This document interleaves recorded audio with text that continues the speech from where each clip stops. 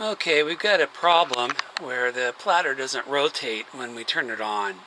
So what do we want to check for? Well, we want to first turn the power on and make sure that the amplifier is working. You can do that just by checking modulation at the needle by rubbing your finger across the needle tip. And we do have modulation, so we know that the unit's getting power.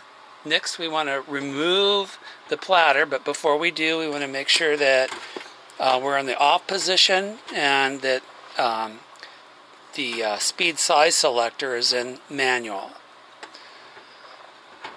Now we want to just get our fingers up under the edge of the platter and gently lift it straight up,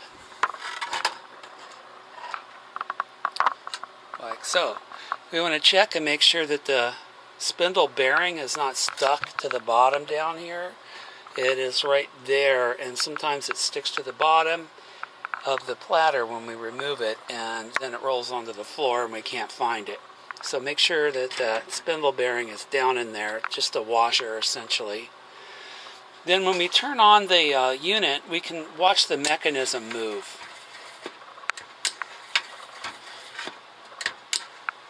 This is the on and off switch.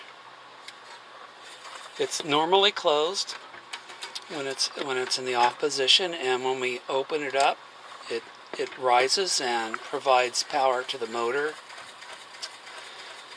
Okay, the next thing we want to do to check to see if the motor's rotating properly is we want to lift this little lever up and look down inside here. This is the motor rotor, that little tiny spinning top. You can put your finger on it and feel it.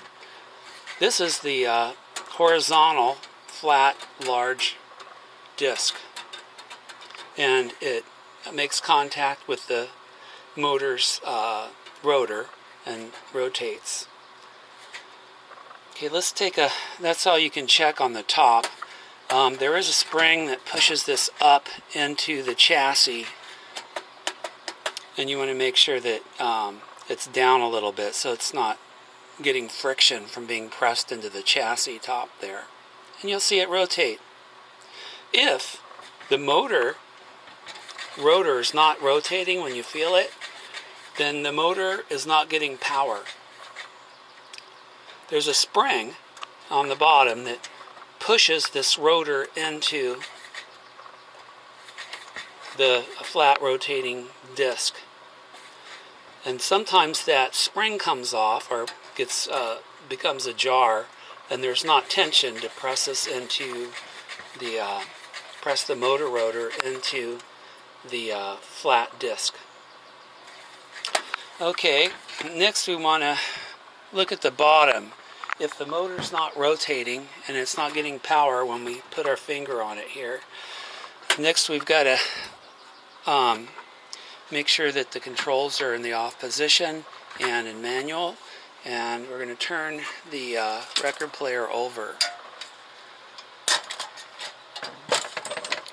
What we want to look for is we've got two wires here going to the motor coil,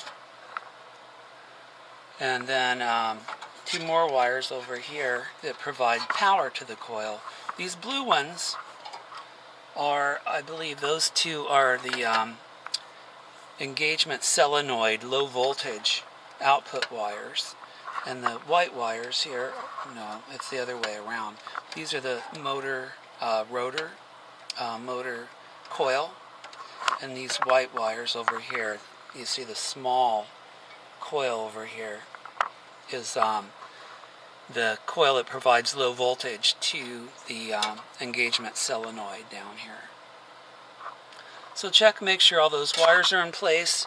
Let's see if we can see the spring. There's a little spring right here. And it's that spring that pushes the motor rotor up against the flat disc. So make sure that spring's in place and that the motor's able to freely have pressure against this rubber edge of the flat disc. So check those things out, and that should help you figure out what's going on.